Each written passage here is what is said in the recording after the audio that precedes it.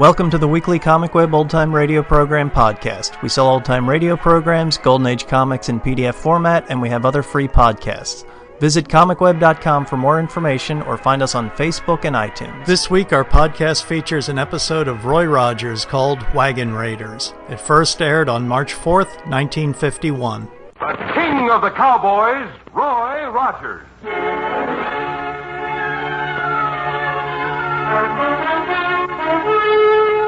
Transcribed from out of the West and into your home, riding the range of mystery and adventure, blazing the trail of Western story and song, with Roy Rogers' riders, that bungling wrangler Clackety, played by Horace Murphy, the Queen of the West, Dale Evans, and in person, the king of the cowboys himself, Roy Rogers. Well, howdy, folks. This is Roy Rogers. Buckaroos, Clackety and I are fixing to ride to Squaw Creek on a little business for the bank. We haven't been over that way for quite some time now because the trails have been snowbound. Some of the ranchers out there have been isolated for several weeks, and from rumors we've heard, they've been having other troubles, too.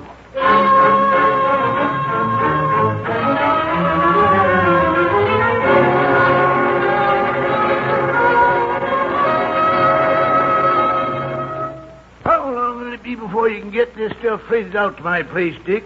They won't. You sold your last bunch of cattle through Bruce Baker, didn't you? Well, yes. What's that got to do with it? You mean Cliff Beauregard won't haul supplies for a man who sells cattle through somebody else? Well, Baker offered me more money. No. Beauregard don't refuse, but here's what happens.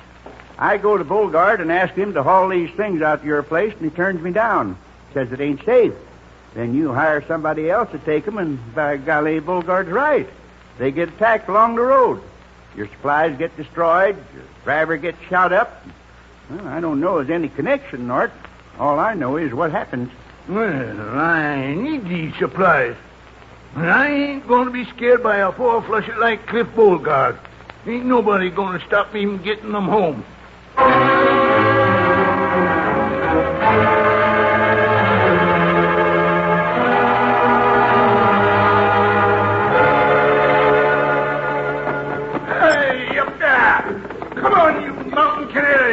Pull this wagon. Hey, up, yeah! Georgie, here they come. Horses for your next wagon. Hey, one last one. Hold on here. I didn't do nothing. Come on, get off that wagon. That's it. Pour oil on the stuff, Crayfield. Then touch a match to it. Yeah. I'll run the team out.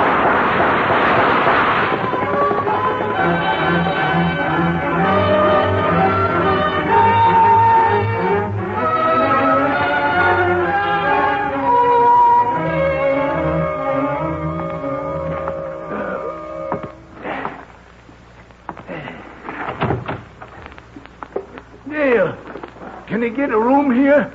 Why, North, whatever's happened to you? Yeah, I had a little trouble. Ain't nothing important. Yeah, but you ought to be over at the doctor's. Just a bullet went through my leg. Dale, you know a gunslinger I could hire? I need one with me when I start home in the morning.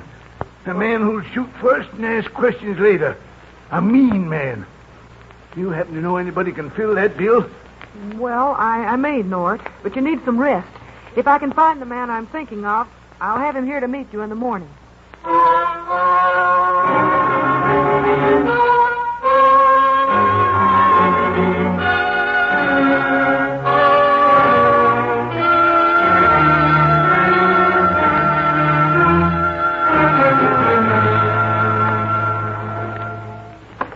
Here he is, Nort, both of them. Roy Rogers and Clackety.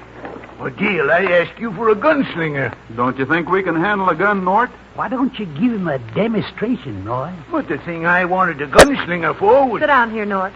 We know about your trouble, Nort.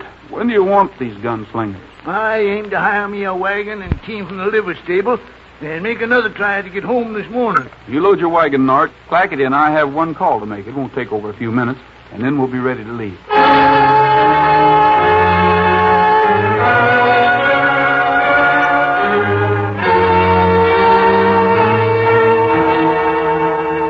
What else is on your mind, Rogers? Oh, nothing much, Beauregard. Just wondering what price you were paying for cattle these days. Well, now you know. How's the freighting business, Clippy? Fine. Why? Just a-wondering. We promised to help Nort Spitzer do a little freighting ourselves this morning, Beauregard. You did, eh? Yeah, it'd be too bad if anything happened to us while we were helping Nort, though. We'll be carrying money the bank here is transferring over to Squaw Creek, in addition to the supplies Nort's taking out to his ranch.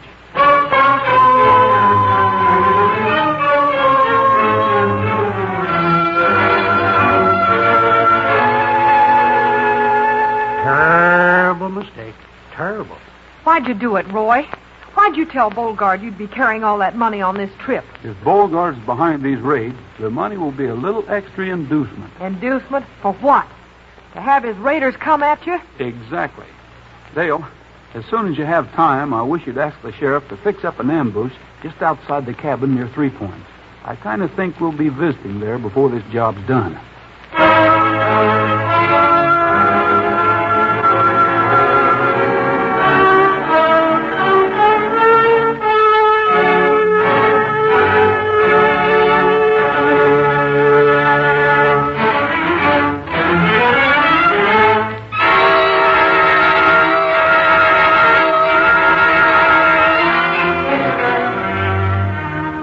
Spitzer is seated on a wagon load of supplies, driving across the snow-bound country toward his ranch. Roy and Clackety are on their horses, following closely.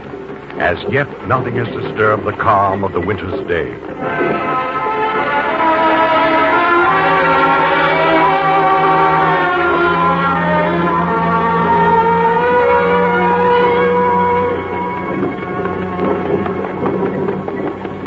Nothing happened yet. Monotonous, ain't it? Just be patient, Clackety. If them there buzzards is a-coming after us, I wish they'd come. This here waiting is a-giving me the weak trembles. There's still plenty of time.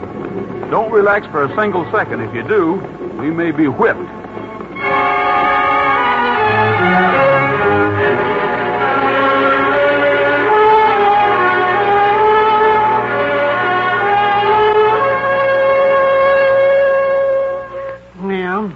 It's all over, I guess. I'd have sworn they would have at least made a try for us. Guess leaving the money at the bank is just a waste of time, huh? And now we'll have to make another trip for it. Terrible thing. Hey, Roy, I got the horses tended to. Hey, while they're eating, why don't you and Craig... Nort? Fine. About all we've accomplished this trip was to get your supplies here. Well, that's something. All this time wasted. I could have took a nap. I'm sorry, Clackety. Oh, that's all right. When I take naps, I don't sleep at night. That gives me the miseries. Take him, Kerfield, quick! Look out, Clackety! The door closes. Men leap from the shadows of the room. A fist plunges toward Clackety. Connects. He goes down heavily. 8 men, 10, brush the limping Norton Spitzer aside to gang up on Roy.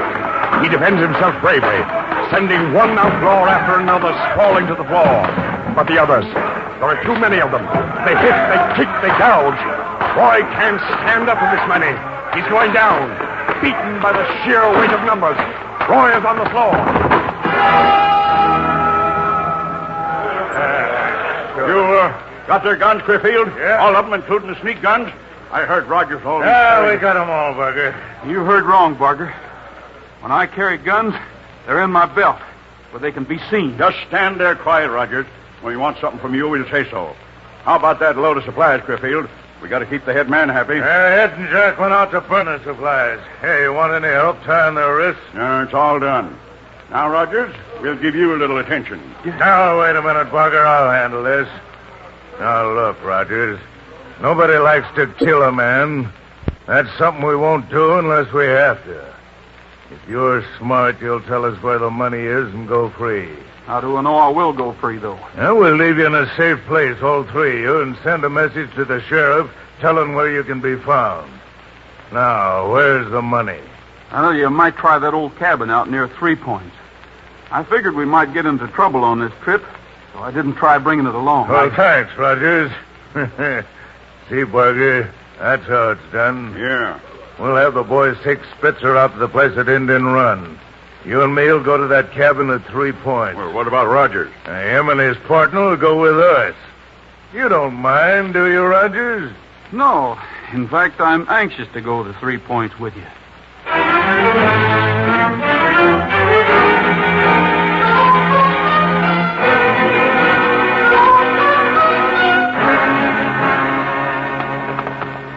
Hey, you'll go into the cabin first, Rogers. You and your partner. Sure. All right, you first, Rogers, and we'll follow. All right. That money better be here. Now, close the door, will you, Barker? You men with Rogers, raise your hand. What? Who's that? This is the law. We've got the cabin surrounded. The law. I'm afraid it's all over, gentlemen. We're slick. Come on out with your hands in the Hey, air. Rogers has tricked us, Barker. I'll take care of him. You can't do that to Roy. Now, hold it, Barker. We got troubles enough. Don't start nothing more. Come on in, Sheriff. We've got a posse here, Roy. Stay where you are, Sheriff. First man who moves towards this door tastes lead. We're moving in. You better have those hands up. Now get back. Don't come any closer. Keep Dale out of the way, Sheriff. I'm all right, Roy. Now, let's kill him. Let's kill Rogers right now. We'll have to blast him out, men. Hold it, Barker. Sheriff, I'm telling you something. First man who starts for this cabin, the first shot that's fired in this direction, Rogers and his partner die. You can't bluff the law. You try it and see. And here's something else. We're coming out of the cabin, walking to our horses, and riding away. You try to stop us, and we drop Rogers. Sheriff, they mean it. Come on, Sheriff. Come on. Don't let them call your hand. You can't bargain with the law, Clifford. We're coming in. We're waiting for you, Sheriff. The law can't back down now from these rattlers, no matter what they say they'll do.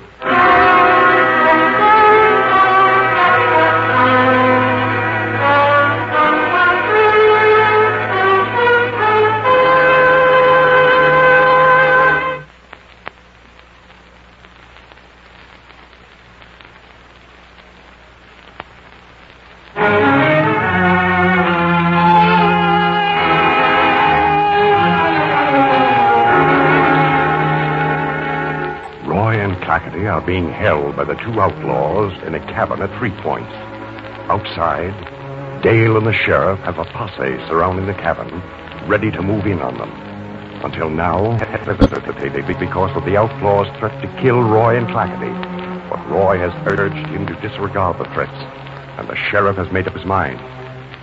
You can't bargain with the law, Clifford. We're coming in. That's it, Sheriff. Come on. There's something you lawmen out there don't know. Rogers and Clackety are helpless. Their hands are tied. Rattler. If I could get my hands loose. We're not coming in there, Roy. Sheriff, we'll have to let him go. Forget it, Sheriff. You're the law. All right, Clifford, you win. We won't try to come in. And we can't blast you out. But we will sit right here and hold you where you are until hunger or thirst or cold changes your mind and you walk out with your hands in the air. For the first few hours, the battle between the posse and the outlaws is deadlocked. The only action is an occasional shot fired by one of the outlaws who sees or thinks he sees a member of the sheriff's posse outside. The posse does not dare fire back for fear of wounding Roy or Clackety. When darkness comes to Paradise Valley, the situation remains the same. How much longer are they going to stay out there? Rogers, for your information, as soon as it's light enough outside so we can see, I'm going to press the sheriff a little more. We'll get out of here then, all right, or you won't live. You talk big, Chrisfield. Before you put any lead through us, we'll give the sheriff all the evidence we have against both of you. And Cliff Beauregard, too. Beauregard? You're working for Beauregard. You have to be. Outside of the men at the bank, Beauregard's the only man who knew we were carrying the money. So you had to get your information from him. We better check to see that posse ain't sneaking up on us. You take that end of the cabin, I'll take this one again. Yeah, wouldn't be bad to pick off a few lawmen tonight. Yeah, wait till it's light. We'll do all right then. Clackety, be real still. Don't move. Roy, if either of them look over here, do something to attract their attention your way. Well, what do you got in your mind, Roy? Well, this is a long chance, Clackety. It may work, though, and if it does, we'll be free. Roy slides closer to the woodbox near the fireplace, his hands still tied behind his back. He manages to